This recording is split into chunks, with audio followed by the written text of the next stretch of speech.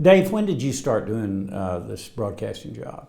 Well, I started at Oklahoma State in 2001, fall of 2001, so this is year number 15, and was at Western Kentucky for 1 year and Radford for 8 prior to that, and then was in my alma mater town of Columbia, Missouri for a few years after I graduated from the University of Missouri. So it's been an amazing run here because we've been winning. I mean, that's the thing. The announcer's great if you're winning. If you're losing, they may not be so great. Yeah. Well, did you study broadcasting at Missouri? Yes, I did. I studied broadcast journalism and really had the full intent of going into sports and doing play-by-play. And at that time in the late 80s, they weren't really fired up about people doing that. The broadcasting world was changing. Radio sports was going away on a local level. But I was determined, against the recommendation of a lot of the faculty at Mizzou, just saying, you're not going to be able to find a job. And I said, well, I don't care. This is what I want to do. Where were you raised? In Cahokia, Missouri, in the far northeast corner, the furthest county northeast of Missouri, so way up there. There's not much up there. Not many people.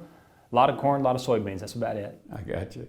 Well, what we're doing here is trying to kind of get a behind-the-scenes view of what happens with various parts of our game day experience, and yours is fascinating, of course. Tell us how you prepare for a game. How does it all get started? Well, it's really more of a week in that, really it starts on Sunday. I'll start doing some reading.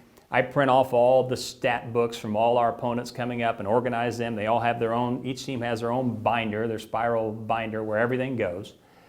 And then start reading and start putting things on my spotter charts a little bit. And then Monday's full of things. Like what would you put on your spotter chart? Obviously the most prominent is name, number, hometown, year, height, weight. Those are the vitals, as we call them. And then other little tidbits about a given player. Of course, you have more information about the quarterback than anybody else because he touches the ball every play. Whereas a offensive lineman, you may not have as much because there's not as many opportunities to talk about him. Not to diminish his role, but it's just the way we follow the ball in our world, which simplifies a complicated game. But at any rate, so there's information on the team in there as well. But Monday is pretty occupied with media day. We tape Coach Gundy's television show. We have his radio show. So there's a lot of that going on. So game prep-wise, not a ton happens on Monday until I get home Monday night. Then Tuesday I have my class that I teach, but start work more on the charts, do a lot of reading, go to practice. Practice is extremely important. Tuesday, Wednesday are my practice days. And then Wednesday I try to block off. Wednesday I try to schedule very little, if nothing, and I just sit in my office at my house and do nothing but read and work on my charts. And pretty much just go from 8 to 3:30 when it's time to go to practice. Thursday, teach class. That's when we meet with coordinators on Thursdays. And what's the class? Sports announcing. In the School of Media and Strategic Communications. So that's a blast. So that keeps me sharp because if you don't do what you say you're supposed to do when you do the game on Saturday, they'll nail you on it. So I learned that really quick teaching. You better do what you say. But Thursdays we meet with coordinators in the morning, meet with Coach Gundy and record his pregame interview. We're fortunate. I'm not sure how many radio guys get to do that and have the access that we have, but our coaches have been wonderful to us over the years. Friday is the chill day. At least in the morning. The morning I try to take for myself just to get away. Some weeks I can't, but I try to. Some weeks that means golf, which I like, and so that's kind of a nice getaway.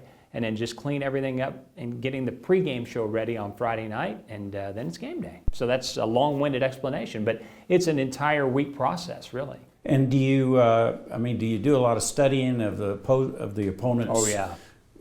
Season and the previous season and all that? Tons. And try to read everything I can get my hands on. So I'll look at opposing, whoever covers that team newspaper-wise. I'll read newspaper articles as much as I can find that's relevant. I'll print every stat book, and that's a big binder full. So every running play-by-play I go back and study, and I'm looking for trends. Coach Gundy allows us to have access to opponent videos so we can access what's called the huddle account. And I'll go back and watch multiple games, if not all the games, but usually 2 or 3 at least, offense and defense. What have they done? What have they shown? And then that helps facilitate those conversations with the coaches so that you're not just going in there blind. And so that's extremely important to go in there and say, okay, this is what I see. Same thing, right? Exactly. And so if you go in there with good questions, you've seen things, it's funny how good the answers are. I tell the students that if you go in there with just benign questions, you know what? They won't tell you anything. You've got to prod them, and you prod them by preparation.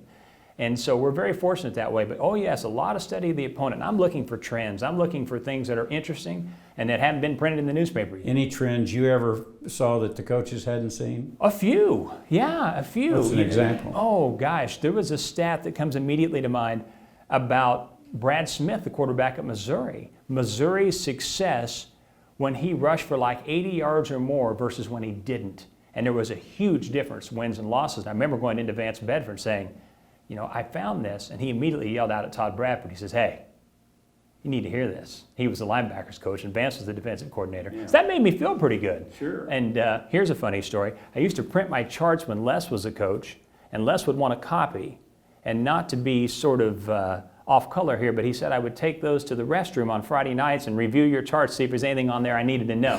So it's nice to know I was good bathroom reading for the former head coach, but he liked to look at them and kind of see what was on there. So yeah, every once in a while, and I'll run the things I find by Coach Gundy if it's really interesting. It's like, and sometimes he'll say, you know what, I don't think that matters much. I mean, he's just honest with me. And other times he'll say, well, here's what that means. Yeah. And so it just adds, hopefully, to the arsenal and to the pile of information that you can share on game day to try to tell people things they don't know. Now, your partner, of course, is John Hochul. Yeah, and awesome. What is John doing all week other than broadcasting on Channel 6? Well, and for him it's a little bit different because it's harder for him to get to practice, but many of the same things. He's watching opponent video, he has access. And what happens is, since he's not here, the conversations between he and Robert Allen and I are almost constant. And a lot of weeks almost daily. They may be text conversations, they may be phone conversations. We're constantly sharing pieces of information. And nowadays it's mainly via text. I saw this at practice, I saw that at practice, we need to ask about this Thursday, this guy is hurt, I'm not sure how bad, we need to keep an eye on it. So there's a constant sharing of information. No one ever would hoard any information to themselves. We're a team. So everybody shares everything. Gundy tells me one thing, I'm going to share it with the group. Robert hears something from a position coach, or he hears something from Gundy, he's going to share it, all in the interest of on game day being able to explain as much to the fans as we possibly can and deliver things that they haven't heard before. Speaking of game day, working with a partner, there needs to be, I would think, a rhythm established where you're complimenting each other and not contradicting or talking over one another. Yes, and you're talking about contradicting. And the one thing that I tell the students as well is you don't correct your partner, and if you do it subtly, because it's a team effort and everybody's going to make a mistake, so you don't do that. And the good thing about John, particularly with the hurry-up offenses, we had to get used to that. When we quit huddling and we went no huddle and we started going fast, it changed the rhythm and cadence of the play-by-play dramatically. And the big thing that John delivers, and I'm big on this, John played basketball, he played golf at the collegiate level. He didn't play football. The thing, though, that is so important is give me a broadcaster who has played sports, regardless of what sport, anytime, over just a former athlete. You have to know when to be quiet, when to talk, and because he's in television, he understands communicating, but doing so with brevity. Because he has to be really fast at what he says, and so he's used to doing that in TV. So what sports did you play? Oh gosh, none very well. Played baseball, played football for a while, played basketball. Baseball is probably my number one sport. And I played golf, obviously, and I wasn't great, but I love to play, and I still do. What one thing that struck me is the travel that's required in your job. Now, at least during football season, you can. Well, but talk about what you have to do after the game. Sure, it's more than anything, it's post game, and I have to be honest. I'm just going to tell you straight. I have to pump myself up for post game because the concentration, and maybe it's just I'm a mental midget, I don't know, but it's the concentration that's required to call a game is pretty substantial. Sure. By the end of the game, I'm like, oh my gosh, I'm just zonked. So I was like, okay, job's not over. We've got to do post game. So rev yourself up. Let's have a good post game. Let's tell everybody driving home from a home game what they want to know. And sometimes, things that maybe they're not going to get someplace else. Sometimes things they maybe don't want to hear. But you got to tell them the truth. Well, it's great when you're sitting in traffic there at 51 and Hall of Fame and you got something to listen to. Yeah, and so we try to do a really extensive postgame. So you finish that up, and now that we don't tape the television show on Saturdays anymore, Once we're done with postgame, it's just a matter of packing up and heading to the house. I mentioned travel, Yes. and it looks like you get in pretty darn late for away games. Do you usually fly? Yes, we were lucky enough to fly with the team for the football games as well as the basketball games, and that's a huge thing because then we leave out of Stillwater, and so we go when the team goes. Obviously, we have our transportation taken care of once we arrive at our venue, and that allows us to arrive back home on game day or game night, and in basketball, that may mean leaving at 10 o'clock from Waco and coming home.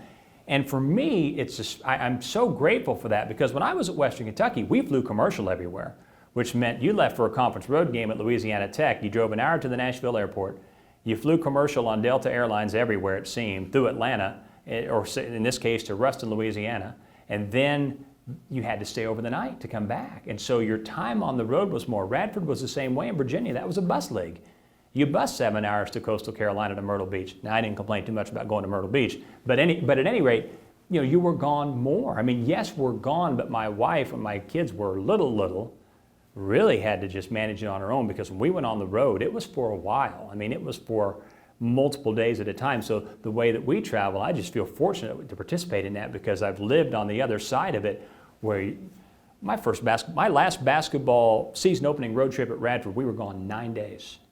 And that's a long time to be gone.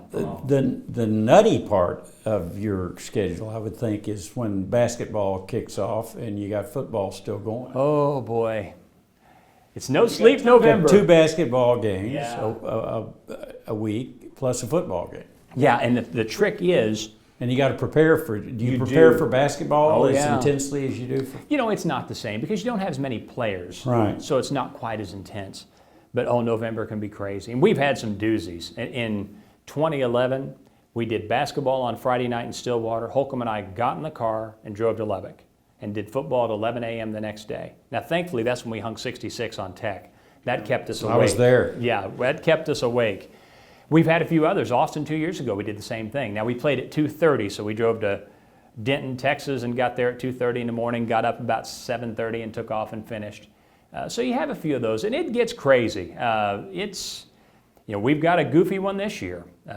We'll be in Charleston, South Carolina, leaving Tuesday, play Thursday, Friday, but we play early in the day. So we will catch a commercial flight that's already been booked, back to Oklahoma Friday night. We'll do football against Baylor sometime on Saturday, November 21st. And then Sunday morning early, we're back on a plane going to Charleston, South Carolina to do the last game of the Charleston Classic, and then back home with the team at some point Sunday night. So, we're just lucky, though, we have the resources we have to travel because it does make it a lot easier. But November can get, really interesting. Even we went to Maui several years ago. We had games every day, and I had Bedlam that weekend. So as soon as we lost in Maui, there was no golf or beach time. I got on a plane and came home. What's the biggest screw up you've had? Oh, gosh, pick one. There've been a few. Probably the worst one is, and there's always something, there's two. With Bob Carpenter, who I respect so much, in our booth just hanging out in Norman about 8 years ago. Now, who's Bob Carpenter? He does Washington Nationals play-by-play and used to work for ESPN, does TV play-by-play, lives in Tulsa. Daughter graduated, was here, was Chi Omega, as a matter of fact. So he's in the booth, and he's someone I emulate, and I give the wrong guy's name on a touchdown run for OU. I just blew it. Now, I didn't follow what I tell my students. Did the spotter tell you the wrong name? Well, it's on me. Eventually, I didn't have it was a 4-string guy. I didn't have my chart, but I didn't prepare enough. I should have known that guy was going to play. And I say it's this guy, this guy, this guy, and it's the wrong guy. Well, what I did is I guessed. What I tell the students is if you don't know, call the play, call the result. You can always backtrack and say who did it. The first thing people are interested in is the outcome. So I totally blew that. And there's Bob Carpenter, who I respect so much, and it's like, it's just a stellar way to do that. This one wasn't necessarily a mistake, but it got my sideline guy, Robert Allen, in trouble. We were way ahead up at Kansas in 2010, the fourth quarter, and I screwed up a reader. I said, it's a fresh Subway toasted stub instead of a sub. And so I said, hey, it's late in the season, we're way up, no big deal. We got it all worked out. I said, let's go down to somebody who can really talk. And Robert, I threw it to him when the play was starting. Well, Kansas ran a toss run play toward our sideline. Well, I don't think he was paying much attention. And he got ran over, and he's on the air trying to call the play. It's a toss play headed toward us on the near side. The next thing you hear is I'm kind of stunned anybody could knock Robert down. Yeah, it was Rashedi Jones had to come over and check on it. But I think that just the one I was most embarrassed about was that deal. That's the worst you've ever done, I think. Oh, there are others. I'm just choosing not to remember. I've got some buttes I could tell you, but if somebody's watching this and they say, I'd really high school student, I'd really like to do that. What would be your advice? There are three things. Number one, become the very best writer that you can be, which means that you'd better enjoy grammar and English and writing, because your ability to ad-lib and speak without a script is completely related to the strength of your vocabulary and your strength as a grammarian. If you don't have those things, there's a very low ceiling on how far you can go. Number two, get involved in theater and drama, because so much of what we do, as Harry Carey, the legend, said, it's show business. A lot of what we do is show business. I mean, it's theater of the mind, as our old producer Joe Riddle said. You're trying to take people to a place that they can't be at. You're trying to engage them. So the little theater is important. And plus you learn how to ad-lib and react on the fly and take this mentality on as the show must go on. That's what you learn in theater. And then beyond that, go get experience. But if that experience isn't available to you, do those two other things. The thing is now with little MP3 recorders and YouTube and auditing or audio editing and video editing software that you can just download for free, shoot, you can do it on your own. And if you can do that, buy an MP3 player, get a mic, go to your high school game, sit in the stands and call games into it. Then go back and listen to it and correct your mistakes, get better. And it's a lot easier now. We couldn't do that when I was young. You spoke of kind of sports infotainment kind of thing, and the drama and the theater. One of the phrases that is the most familiar to Cowboy fans is your phrase of pistols firing, which is a very illustrative phrase. But tell us where it started, because that's original with you. It was an experiment, literally. I had given it some thought before the season. Now, what season are we talking about? 2001, my first year. We scored a touchdown at Southern Miss. We lost that opener. I didn't use it. And it just didn't feel right. And I probably was so nervous I probably forgot anyway, truth be told. Got home, played Louisiana Tech the next week, and things are a little more comfortable, and I just threw it out there for fun. Really just to see, well, this will either stick and they'll like it, or I'm sure I'll hear about it if they don't, so we're just going to see what happens. But how did you come up with the phrase? Well, Joe Riddle and I were talking, and whenever we score, Pistol Pete fires his pistol. I gotcha. That's a celebration. Yeah. So that was sort of the thought process behind it. We discussed that. Did it start out plural or singular? No, it's always been plural. Okay. Yeah, it's always been plural. Yeah, so that's kind of what interested me. It's like that's what's done to celebrate. And the reality is this: it doesn't probably ever take off, but it did because we were winning. Yeah. You could have said anything. Could have said there's a three-legged goat on Main Street. Because we were winning at such a high rate at a level we'd never won before. Hey, people were just excited. And they should have been, and they still are. So it's that's the reality of it. You things like that take off because your team's successful, because you have great players doing extraordinary things, because you have coaches that are among the best in the country. You know what? That just makes everybody's job easy, and sometimes things like that catch on. If you're going 2-9, I have a feeling those things don't catch on quite so much. Well, I can tell you, certainly as a fan myself and all of the Cowboys fans, you do make these games come alive. And when unfortunately we're not able, and of course a lot of people are in that stadium with earphones on listening to your broadcast while it's going on. So thank you for what you do for Oklahoma State University and Oklahoma State Athletics, Dave.